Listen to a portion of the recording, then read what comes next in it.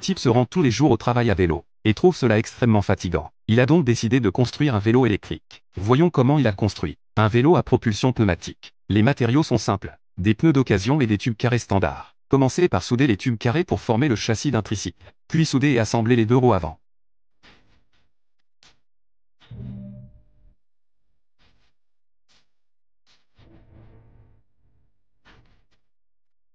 L'ensemble du processus nécessite 3 pneus. La roue arrière fournit la force motrice, tandis que les deux roues avant assurent la direction. Ensuite, soudez un support en forme de U sur le cadre. Soudez ensuite le volant pour contrôler la direction, en utilisant une barre d'accouplement pour remplacer le mécanisme de direction.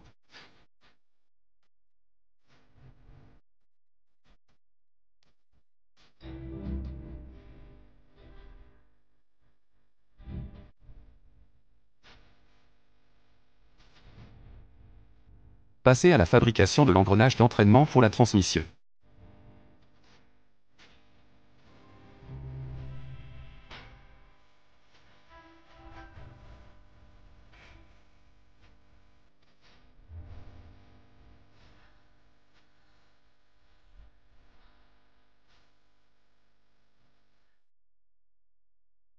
Reliez le pignon de transmission à la roue arrière à l'aide d'une chaîne, puis soudez-le solidement en place. Le composant chargé de la transmission de puissance est remplacé par un vérin pneumatique. L'extension du vérin entraîne directement la roue.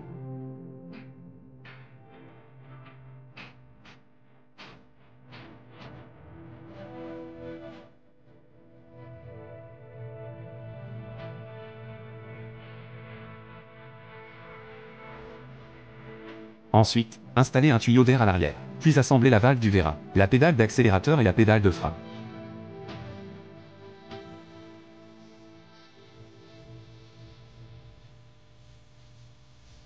Enfin, connectez les câbles de frein et fixez le tuyau d'air.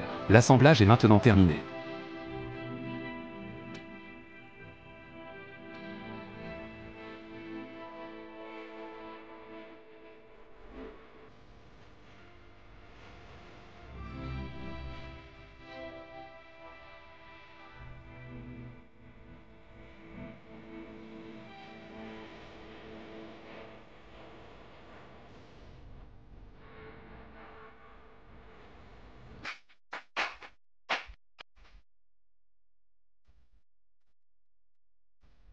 Pour le faire fonctionner, il suffit de gonfler le réservoir d'air, à l'aide d'une pompe ou d'une station de remplissage. Ce tricycle agricole à air comprimé est alors prêt à l'emploi. On ne peut qu'admirer l'ingéniosité et le savoir-faire de son créateur.